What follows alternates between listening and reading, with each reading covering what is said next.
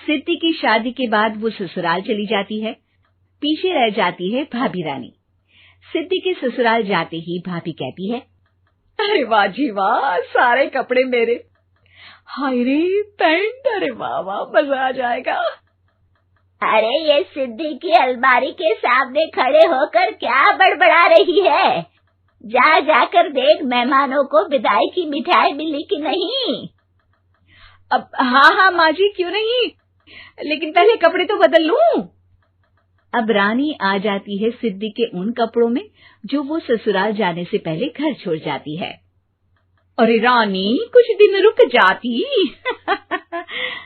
अरे ये तो सिद्धि बिटिया को मैंने ही दिया था, बड़ा ही फबता था उस पर, तुझ पर तो कुछ खास नहीं लग रहा। अब वो ना मेरे सारे कपड़े गीले थे तो सोचा पहन लूं। वैसे भी सिद्धि को कौन सा भी पुराने आउटडेटेड कपड़ों को पहनना है। वैसे भी ये सूट तो मैंने तभी पहना था, वैसे खास है भी नहीं ये। हाँ ठीक है, लेकिन ना मेरी सिद्धि पर तो जमता था।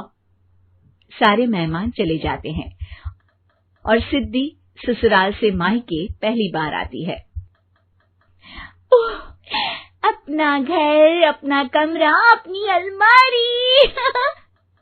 ये बोलकर जैसे ही सिद्धि अलमारी खोलती है तो सामने उसके कपड़ों की जगह कुछ और ही रखा होता है। माँ, जरा कमरे में तो आना। सास और रानी वहां पहुंच जाते हैं। रानी ने पहनी होती है सिद्धि की जींस और टी शर्ट।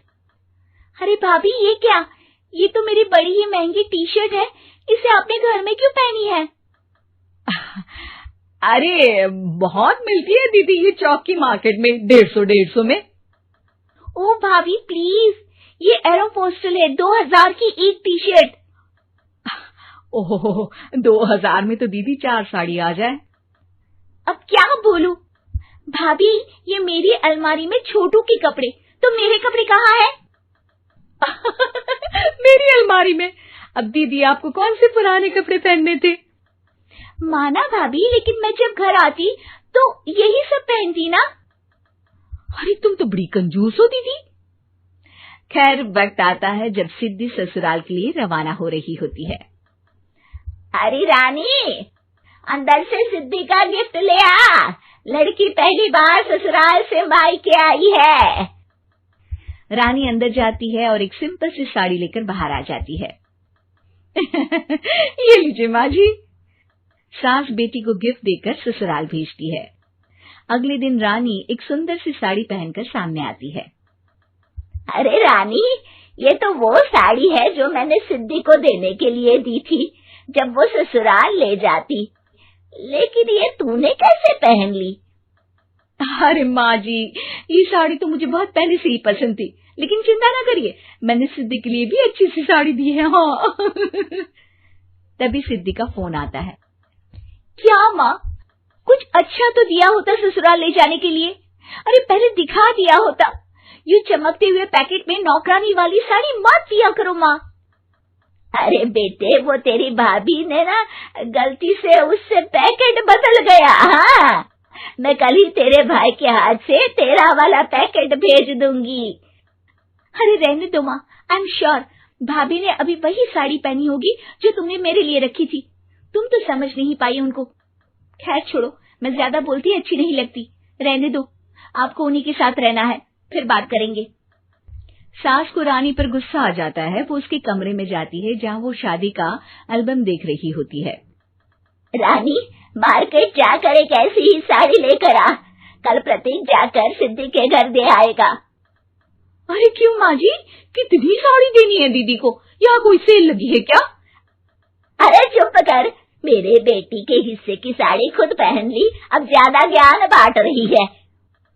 एक दिन सिद्धि का फोन आता है। माँ, मेरी सास ने आप सबको खाने पर बुलाया है। सारे लोग सिद्धि के ससुराल पहुँचते हैं। खाना खाकर वो लोग निकल रहे होते हैं कि सिद्धि की सास सभी को गिफ्ट देती है।